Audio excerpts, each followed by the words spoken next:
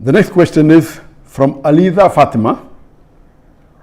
She's studying MBBS from Pakistan. When a corrupt leader is elected, we are also responsible for the sins he commits as a leader. What should be our priorities while electing a leader? In today's circumstances, when we cannot find a loyal and honest leader, what should we do? Should we give our vote or waste our right to elect? A similar question is posed by Majid Khan from Hyderabad, India. What are the qualities we should look for in today's age for selecting a leader for the Muslims? According to me, Dr. Zakir Naik would be my best choice to lead the Muslim Ummah today. Basically, the question posed here is that in today's world, most of the Muslim leaders are dishonest, they are corrupt. So who should we choose? Or should we let our vote go in waste? And the second question is that what are the qualities that a Muslim leader should have? And the brother suggested that I should be the leader, which will come to it later on, which I'll answer inshallah. As far as what should the qualities of a Muslim leader be, is the best exemplary Muslim leader in the world is our beloved Prophet Muhammad. That's the reason Michael H. Hart, he places him number one in the list of 100 most influential human beings in the history of humankind. Imagine he being a non-Muslim places Muhammad as number one, and he says that Prophet Muhammad, peace be upon him, was not only successful as a religious leader, he was even successful as a social and a political leader. Because of that, he placed him number one. That he was not only a successful religious leader, he was also a successful social and a political leader. So the best example of a political leader in the world today we have is Prophet Muhammad, peace be upon him. After that, we have the example of the Khulafa Rashidin, Hazrat Abu Bakr, Hazrat Umar, Hazrat Usman, Hazrat Ali. They are best examples for us after the Prophet. And that's the reason Michael H. Hart, he places Umar al-Khattab radiallahu anhu, may Allah be pleased with him, as number 51, because he was a very successful leader. So if today, unfortunately, I don't know of any Muslim leader who is anywhere close to the quality of leadership of Prophet Muhammad, not even 0.001%. Leave aside that, not even close to Hazrat Umar radiallahu anhu. Umar bin Khattab, mashallah, he was so successful that he expanded the Muslim empire, mashallah. And if you read his seerah, you will find the example how a Muslim leader should be. Unfortunately today, none of the Muslim leaders, we have about 56 to 57 countries in which majority of the people are Muslims. In some country 100%, some more than 95, some more than 90, some more than 50%. There are about 57 countries in the world out of a little bit more than 200 countries. That means more than 27% of the countries in the world, there are countries in which Muslims are in majority. Unfortunately, none of these leaders are anywhere close to Umar al-Khattab radiallahu anhu. Nowhere close. And if you read the seerah of Hazrat Umar, may Allah be pleased with him, he told his family that if any of my family members break any of the rules, they will get double punishment. Because the family of a caliph should be following the rules much more than others. If they break any rule, they will get double punishment. And you have several examples. Unfortunately, we find today that most of the Muslim leaders, they are more, as the sister rightly asked the question, that most of them are corrupt, most of them are dishonest, they are involved more in making money for themselves, unfortunately. Just let me give you one example of Hazrat Umar radiallahu anhu. That when he was the Khalifa, he had two of his sons, Abdullah and Ubaidullah, may Allah be pleased with them both. When they went to the governor of Basra, when they were passing Basra, the governor called them and he was very happy to meet them. He said, what can I do for you? Then he said, why don't you give this amana to Amirul Mu'minin, to your father, the Umar al-Khattab radiallahu anhu. But I give you permission that on your way you can utilize the money for business, and when you get the principal amount back, keep the profit, and you can give the principal amount back to Amirul Mu'minin. So both the sons of Umar radiallahu anhu, they take the money, and on the way they do business and they get a huge profit, and they go and give the principal amount to their father Amirul Mu'minin, and they say, this is what the governor of Basra said, and this is the amana. So Hazrat Umar was angry, and he asked his sons that, did the governor give this money to somebody else? They said no. So how come he has given it to you? So Umar radiallahu anhu commanded to his sons that give the principal amount as well as the complete profit. Give everything to Baitul Mal. Then the people who were close to Hazrat Umar radiallahu anhu, the other Sahabas, they told that this is a business deal and the permission was given by the governor. So what is their fault? And if it's a business deal, we are allowed to do that. So finally, after a lot of discussion, when they said that, he should change his ruling, then Hazrat Umar radiallahu anhu said, okay, fine, give 50% of the profit to the Baitul Mal.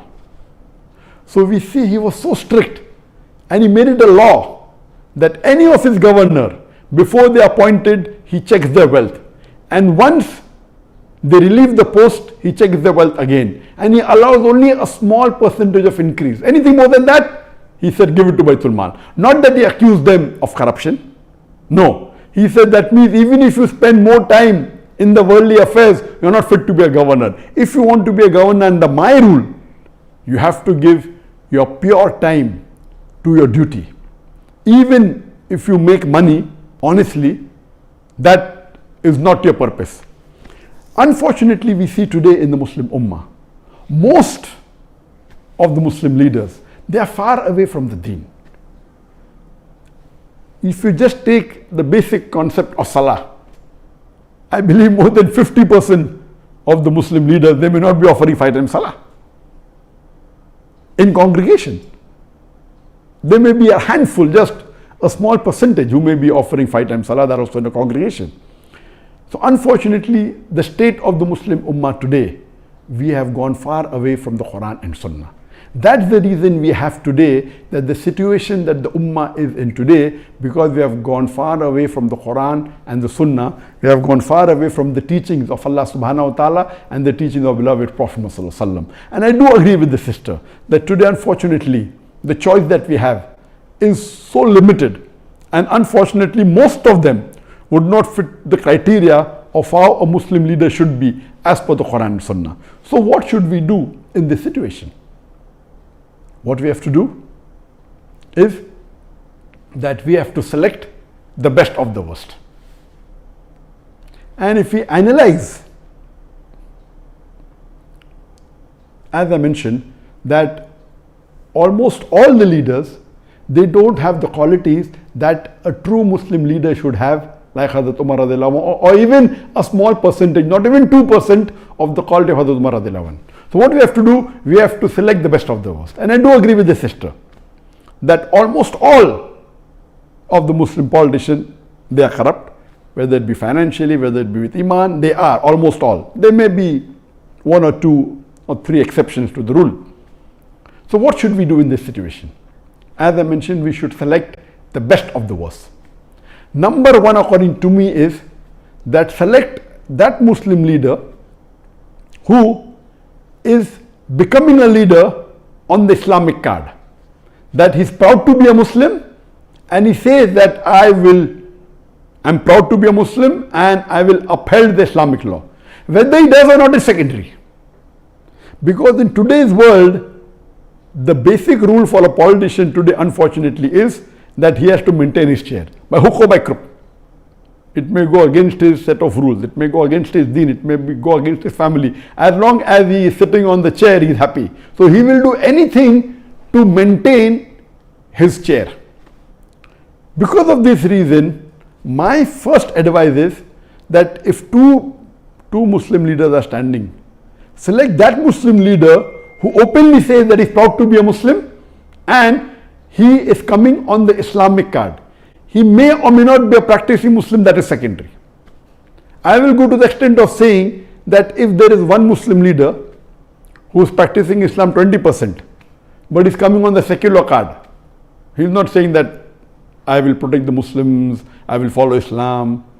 And there is another Muslim leader who is following 10% of Islam, but is coming with the Islamic card. He is openly saying that I will protect the religion of Islam, I will protect the Muslims. Better select the person who is following 10% Islam as coming with the Islamic card rather than the other Muslim leader who is following 20% and is not coming on the Islamic card, because the person who is not coming on the Islamic card will not go out of his way to follow the Islamic principles, because that was not his trump card to win the election. Whereas the other Muslim leader who may not be following Islam as much as the other person, both are below average, but at least because he's come with the Islamic card, he will see to it that he'll make more masajid. He may not pray salah, but he'll see to it he will make more masajid, more mosque. He will protect the law of Islam. He will help the Muslim, because his trump card to win the election was the Islamic card. This is a very key point.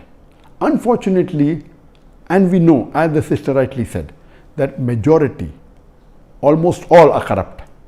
So, but if you have a corrupt leader who's coming with the Islamic card, is better than a corrupt leader who's coming without the Islamic card. There are maybe 1, 2 or 3, if we search in the Muslim Ummah, who may be following majority of the faraiz in Islam. But they may not be having the acumen to be a good leader. We have on the other example some Muslim leader who I have praised in my speech. They may be bold, they may stand for justice, they may not be following Islam to the T. They may not be offering 5 times salah, may be offering maybe a few times in a week. But they may openly protect the Islamic cause, because that is the principle, but they are not doing it for the Islamic cause, they are doing because that is what they feel is right. They are more for the cause of humanity, but Islam is far above humanity. So because of that, they may bring a voice in the international media, but their practice may not be Islamic. So such leaders may benefit in one particular aspect of Islam to the Muslim Ummah, but on the other hand, they may be a danger. So that is the reason I personally prefer that you select those Muslim leaders who, number one, are proud to be Muslims. Unfortunately, when you look at the Muslim leaders, most of them, they're not following the Sunnah. I'm giving a small example of keeping a beard. It's not a big thing. To keep a beard doesn't take any effort. But our beloved Prophet Muhammad said, it's mentioned in Sahih Bukhari, in volume number 7, hadith number 5892, that the Prophet said that do the opposite of what the mushriks do, what the unbelievers do. Grow your beard and trim your mustaches. According to all 4 schools of thought, all the 4 Aimmas, keeping a beard is fard. It's such a small effort. But yet, unfortunately, majority, more than 75% of the Muslim leaders who are men, they don't have a beard. Why? That means they're not proud to be Muslims. That doesn't mean if you keep a beard, you have fulfilled all the requirements. No, please don't get me wrong.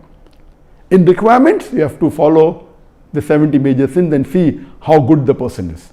So what we have to realize, my basic point here is that select those Muslim leaders who are proud to be Muslims, even though they may be less in practice. A person who's proud to be a Muslim and a practicing Muslim, it is the best. Who's practicing and doing all the faraiz? I don't think so. If you search, you may find 1 or 2, but they may not be good leaders, but they may be following the faraiz. So here, see to it that you elect those who are coming with the Islamic card and those who are proud to be Muslims and present themselves as Muslims, are not shy when they meet the non-Muslim leaders. They are not shy to present themselves as Muslims. Now coming to the second part of the question, that these criterias, the best is read the seerah of the Prophet and seerah of Hazrat Umar radiallahu anhu, Hazrat Abu Bakr, Hazrat Usman, Hazrat Ali, and you see the examples in their life, how honest. And none of these leaders, they wanted to become leaders. The hadith of the Prophet, anyone who wants to be an Amir, wants to be a leader, is not the right person. Here we find that most of the leaders want to be leaders. In the Islamic teachings, a person who himself wants to be a leader should not be made the leader. The other people who make him, and all the Khalifas, they were made by others. And you have these examples. As far as the question posed by the brother Majid, that he feels that Dr. Zakir Naik is the best choice, I'm sorry, I disagree with you totally.